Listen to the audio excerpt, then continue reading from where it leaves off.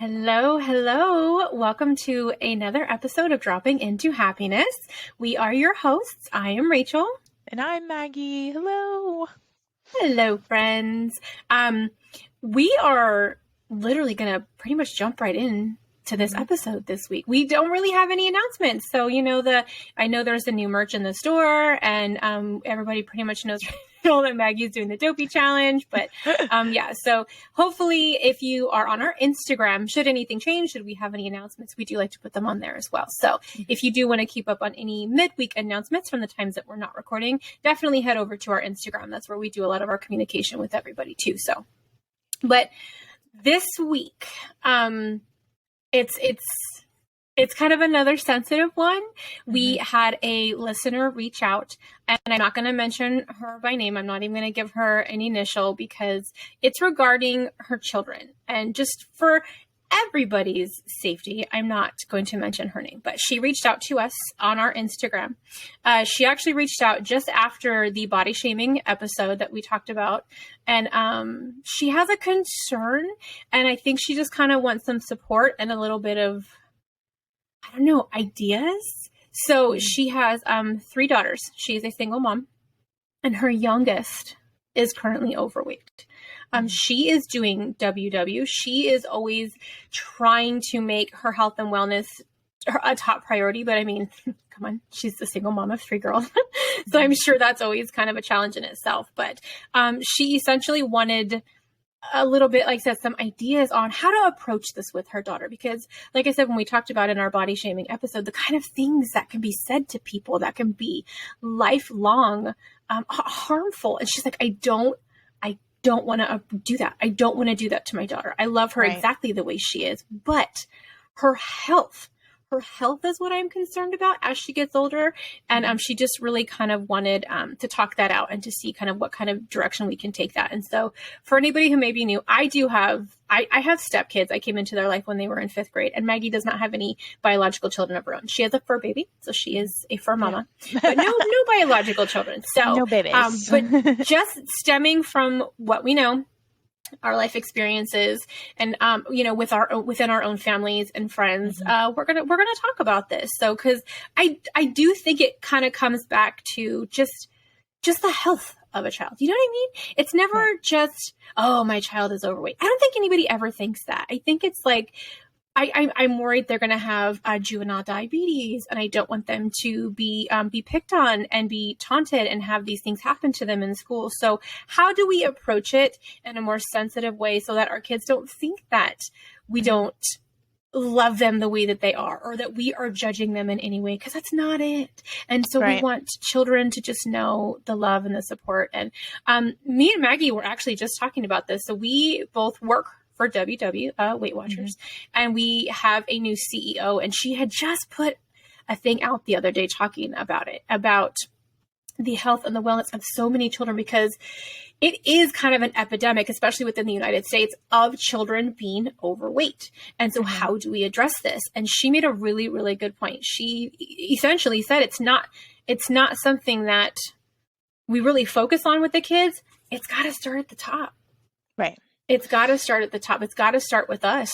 And me and Maggie were just talking about that. So, right, Meg, we were talking about starting with our habits, essentially. Right. It's up to us to break whatever cycle there might be in our family. Like, I know for me, I came from a family where we were generally overweight people who didn't have manageable relationship with food. And I think part of that is then taking the ownership of saying, okay, I want to change that narrative a bit. And so I really give a lot of kudos to the listener who, asked for help, because that means she's thinking about it, right? Because I know so many people go on autopilot when they address weight or they address concerns, because it is a valid thing to be concerned with. So yeah, it starts with how you set the example. Just like in anything else in life, as a parent, I'm sure they're watching, right? I remember, watching my parents, and so you think, okay, if you as the parent are actively pursuing your health and wellness in a balanced and sustainable way, if you're healing your personal relationship with food, if you are aware of the words that you're using to label certain foods like good or bad, Mm, or no, that's only a treat food, right? And then we're kind of putting a mm-hmm. stigma around a certain food instead of saying like, let's have this, let's talk about nutritionally dense snacks and how, this snack's going to keep you really full and satisfied for soccer. So let's prioritize this. And, just kind of having those conversations coming from even the science of it. I mean, a lot of kids want to know Yeah. the why behind certain things and they want to have those conversations. So obviously it depends on the age group and all of that, but Well, you and can that was kind something that came up too, though, because her two older daughters don't have an issue with their weight. So her youngest is like, "Well, why do sisters get to have this?" Because of, she's trying to urge her daughters, like, "Well, baby, don't you want an apple? Well, why do my sisters get to have hot Cheetos? Why can't I have hot right. Cheetos?" So then I think Yeah. if I were to be in that situation and the daughter's making a great point, it's like as a whole family, we have to be on board for a healthy pattern of eating. It doesn't matter if you're skinny or if you're overweight or anywhere in between. None of that defines health as it is in its full Oh entity, yeah. right? There's so much more than Yeah. health than like what you weigh or what size your clothes are. So yes, being overweight for an extended period of time in life can lead to complications in health later on. But like healthy habits are important for everyone. So, I think it's then Oh, we got most to definitely. we got to shift the whole family's focus to Well, and our, especially if the mom is already on that train. You know what I mean? right, yeah. She is a WW member. She's like, Mhm. I'm also focusing. So she knows the struggle. She knows that kind of thing. But I do like that idea of, if I'm going to influence healthy habits into one of my children, it needs to be in all of my children. Because like you Right, said, because it's just only because, fair. I weighed my absolute lowest when I was in high school, but I am 100% positive that I am at my healthiest now, almost 20 pounds higher, Mhm. because it's just a different dynamic. I have more muscle mass. I have, a stronger lung capacity. My heart is stronger. I'm eating differently. Like Right. I've even joked that my rings that I wore in high school are too big for me now, even though I am 20 pounds heavier than I was then. So my Right, whole yeah. body composition has Well, changed. yeah. Even as a teacher, I see students who, on the outside looking in are healthy because they're not Mm-hmm. overweight, but they skip meals Oh because yeah. either they say I don't have an appetite, or it's, a deeper rooted issue, or, Mm-hmm. and they don't realize, breakfast, a nice, fulfilling, nutritionally dense breakfast actually helps you to function better as a Oh human yeah. being, which then impacts how you act in school and how you manage your Yes. emotions. Like, like the taking care of our the way that we eat, not necessarily through the lens of weight, but just being well, Oh yeah. impacts so much. And Carbohydrates so, are our friends. right, protein, fiber, right, Yes. all the Yes. macronutrients. Calcium. But like Yes. it's serious. Like it is a thing where just because you look at someone and you think, oh, they must be healthy, like, I'm sorry, not eating for like 6 hours and then going home and having a meal of like hot Cheetos and I don't know what else, like, Cream and like cheese. I've seen that. like Mm-hmm. energy drinks and stuff. Like, I mean, I witnessed it, Mm-hmm. and I'm like, and I was that person too. Like in high school, like a breakfast for me was like a Monster Energy drink and like a donut, like Bagel. Yes. stack. They are Mm-hmm. like the little row of mini donuts, and I was like, all right, I'm Yes. good for that. Was breakfast for the day. And it's like, it's not that donuts are bad. It's just like that was not going to sustain me through my first three Mm-mm. periods of the day. So I feel like too, for the conversation with the kids, it's explaining the why. Like, obviously this I parent think so too. Yeah. is on WW, so you're learning things. Share with them what you're learning about, and Mm-hmm. share with them like the topics that are happening in workshop. And oh my gosh, y'all, I had this breakfast and I felt so more fulfilled, and I it's because of these things that I included in my breakfast. And I think I having was those going to say that. Maybe conversations. even asking her littlest, like, how do you feel? You know what I mean? So maybe because that's something that I don't think we recognize. Because, right when we were in high school, like we were saying, I had an energy drink and a bagel almost every morning and like Del Taco for lunch. And I felt yucky. but I never Mm-hmm. took the moment to think, how is this making me feel? So maybe even just recognizing that, or if you had the same snack as your kid, be like, oh, I feel like I have so much energy now. Do you want to go do something? And just Right. acknowledging how this certain food is making us feel, how it's affecting our lives. Because especially with the little ones, I think talking about it now is going to help them realize that further on in life. My daughter actually has her class this year. It's called food. And I looked at her, I Oh, said, wait a wow. minute. I said, are you learning like about food or are you going to be cooking food? She goes, honestly, I think we're doing a little bit of both. And I was like, thank you. I'm Yeah, so that's excited that she cool. has this class. I wish they had it at a younger age so that they could start building these. Cause I mean, my kids see what I eat, but they know that, you know, it's better to grab a water over a diet soda. They know it's better to grab an apple or grapes or banana over the chips. They know that, but they are still teenagers. So, they're trying to find that balance too. But like we were saying earlier, I set that example.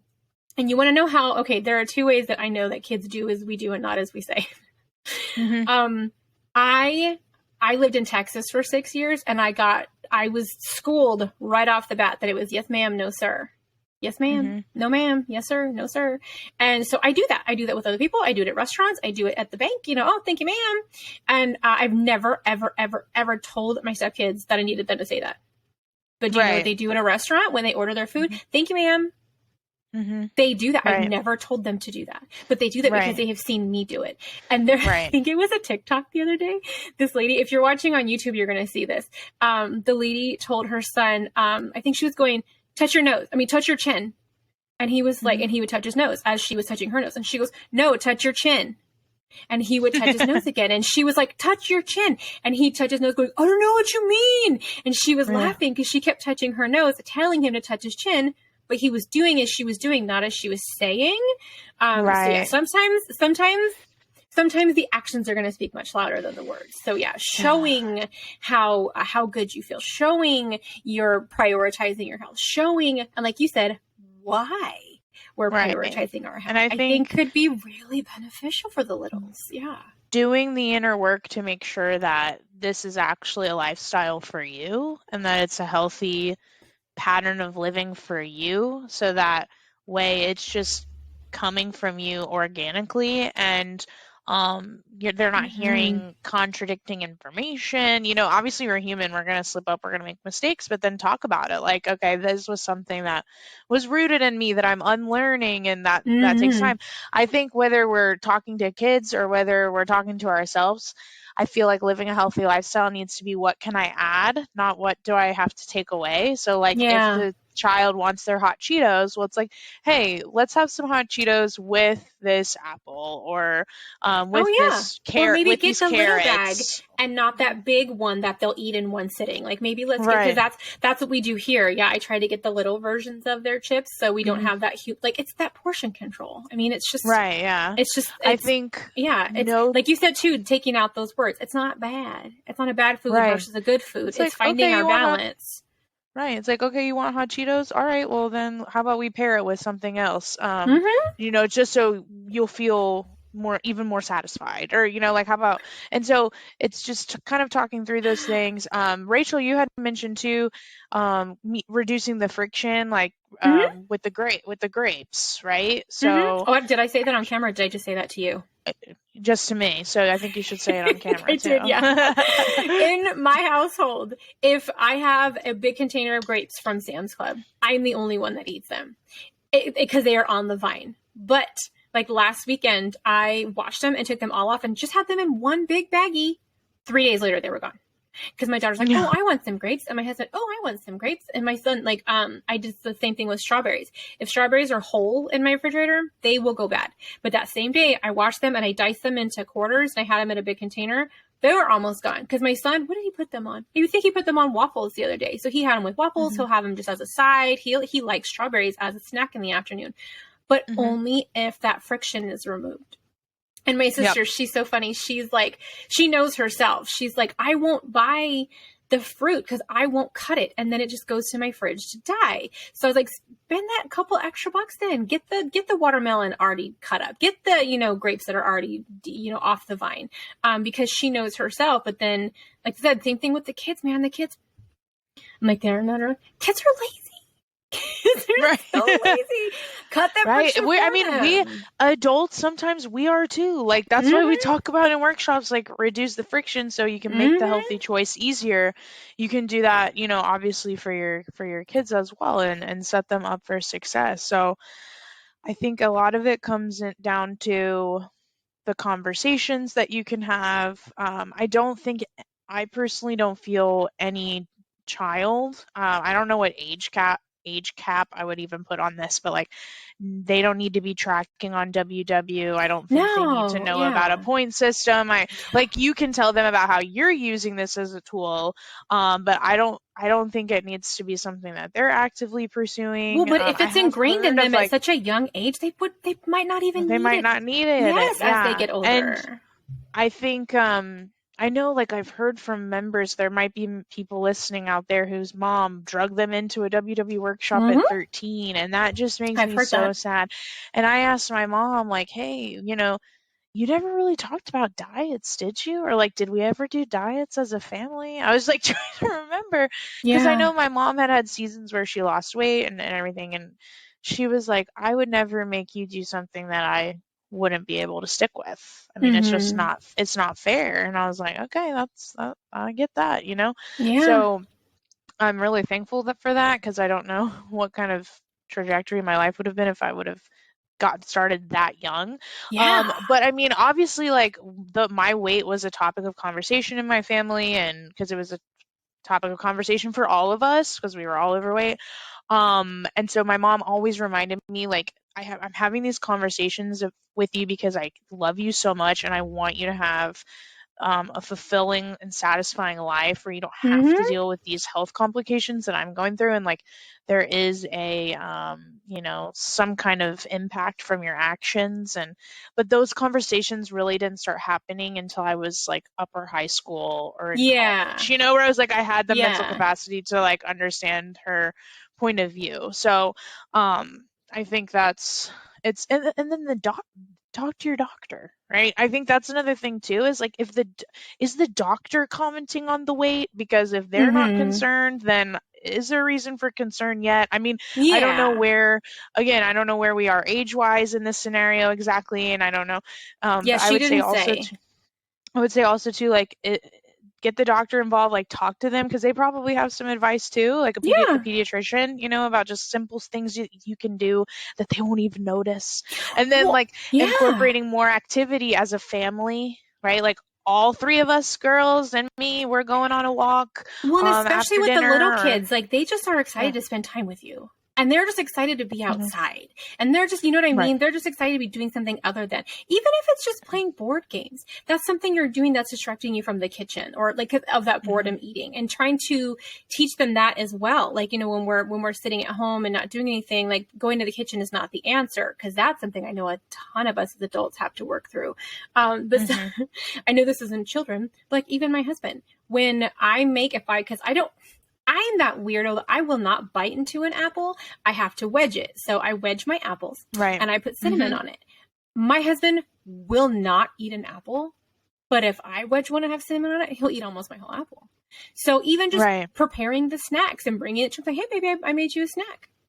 For one, like I Hmm. said, kids are lazy. I'm Right. not Yeah. saying that as an insult, but like sometimes it's just having it already made for them and like, oh, let's have this snack together and doing things Hmm. like that. My girlfriend Josie, she has her kids are just a little bit younger than mine, but I remember when they were little because it was instilled in her when she was little. We worked in the same outlet mall store together for a while, and I remember she used to take bell peppers and just slice them and eat them like French fries. And I was like, what's wrong with you? Like, I thought that was the Hmm. weirdest thing, but that was something her mom did when she was little. And that was the kind of snacks her mom made for her. And so that just became how she did it. And like, I could be over at Josie's house sometime in the afternoon and the kids would want a snack. And that's the kind of thing they would grab because that was what she would make for them when they were little. And so it just Hmm. became, oh, that's what we snack on.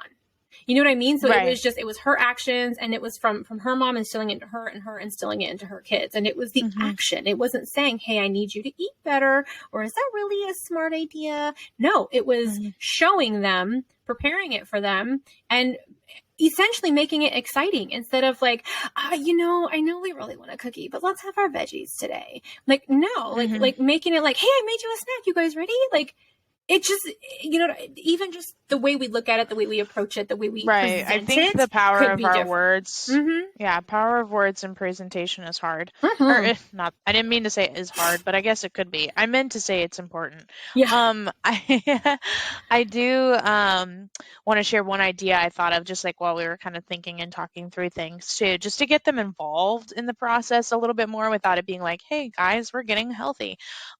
Picking out, I don't know how this parent manages the meals in the house, but like picking out a few recipes and being like, hey, what looks good to you this week? And they're all, healthier options. Or I just want to recommend WW Pound Dropper is a recipe blogger that makes a lot of really delicious recipes, but they're like meals that I would see even like a teenage boy eating, not to like, stereotype that particular type of person, but like the casseroles and like I think like those kinds of recipes are things that Seth would eat, who's my partner, is and so I feel like I just want to shout that out for like any families out there, like check out WW Pound Dropper because great recipes, but they're like realistic. It gets them involved. Maybe they even want to make it with you. Yes. Right. Yeah. Like I'm all about that.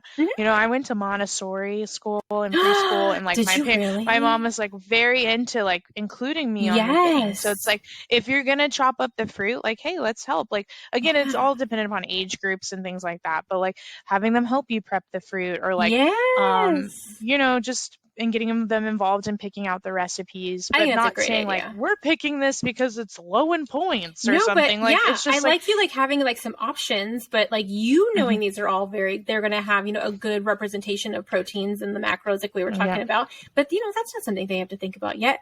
But as they get older, they're going to see that as what a dinner meal looks like, and that's what they would start to build naturally. So.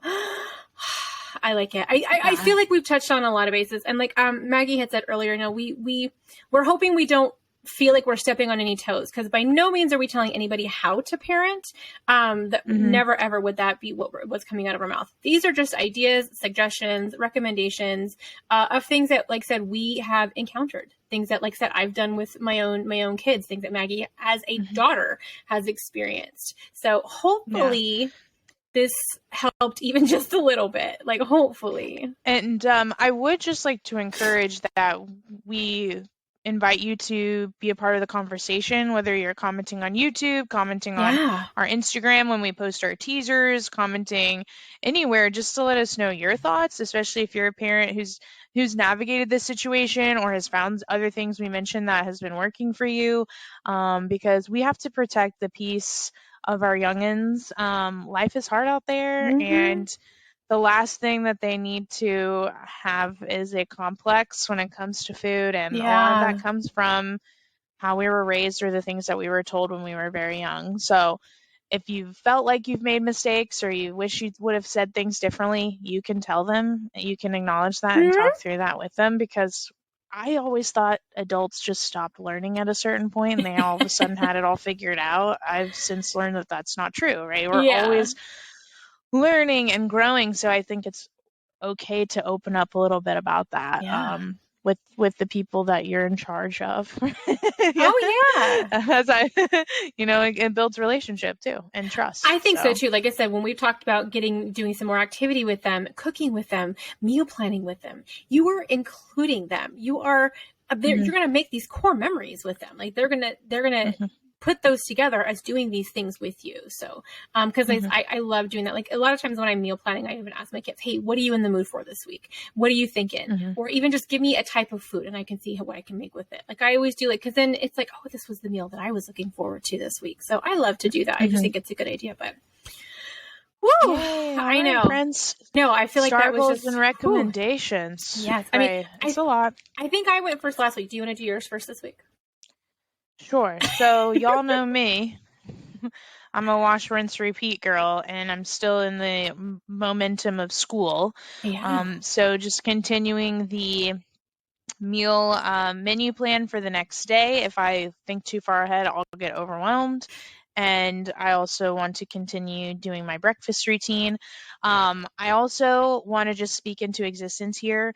I found out that the colleagues in my department, aka the other choir teacher, the other band teacher, etc., on Friday they do Fun Lunch Friday, which just really means we go out to eat for lunch on Oh, Fridays. So I want to also make sure that I'm keeping that in mind because I want to be an oh active yeah. participant, and I know like the different restaurant options that will be on the table, if you will, based off of the proximity. So Well, I that's really want to fun. prioritize that because I want to be a part of it and build that Oh community. yeah. So that's something I'll be thinking about Yeah. this week as well. And then my recommendation. So last week's episode was a food one. I got another food one for you. These little guys. So a lot of you might be familiar with the La Banderita carb counter Yes. tortillas that are about this big, that are 1 point for one, 2 for 2, and so on. They have these little street tacos. Ooh. They're they're No. not very big. You can have 1 for 0. You can have 4 of these guys for 1 point. I What? know. And so for any calorie counters out there, 1 tortilla is 20 calories, so that would mean 4 is 80. That's Right? amazing. Yeah, and so I made fajitas this week, and I used these as the Well, yeah. shovel. Yeah, and I did a little guacamole and all that stuff. But you can do so much with these little guys. Yes. Breakfast tacos, like Yes. very, very. So I would just check y'all's international aisle at wherever you grocery shop and find your tortillas and see if they have them. I gotta Just find scan those the now. barcode, make sure you found the right ones. La Bandrita, I carb gotta counter, find street those. taco.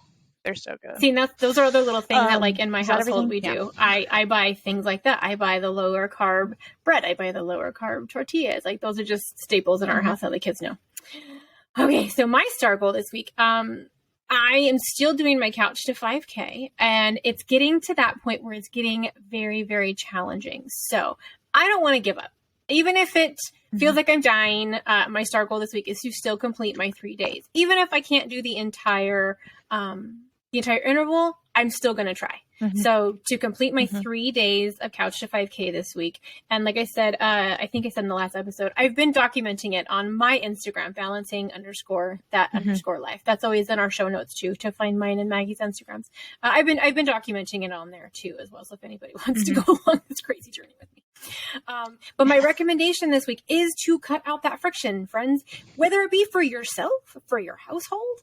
Like I said, I know my kids, I know they'll eat the fruit if it's cut up. I know they'll have the chicken if it's in there. I know that they'll have the veggies if I add it into the dinners. So cut out the friction, whether it be buying bottled water, buying the fruit already cut up, whatever the case may be. Cut the friction, however you need to. Even in just one little area, it can absolutely make a big difference. So that's my recommendation. Yeah. Yay. All right. We killed it. I know. All right. What's our closing quote this week? I don't remember. So our closing quote for the week: self-confidence is a superpower. Once you start to believe in yourself, magic starts happening. Yay. So believe in yourself for the 5K. You're going to crush your intervals. We're so proud I know. of you. I love thinking about superpowers. I'm a big superhero kind of girl. I'm like, I have superpowers. Yes. And I love magic, so it all goes hand in hand. Perfect. Oh my gosh. Perfect quote. All right, friends. Well, thanks friends. for dropping by. And have a magical day. Yay. Bye.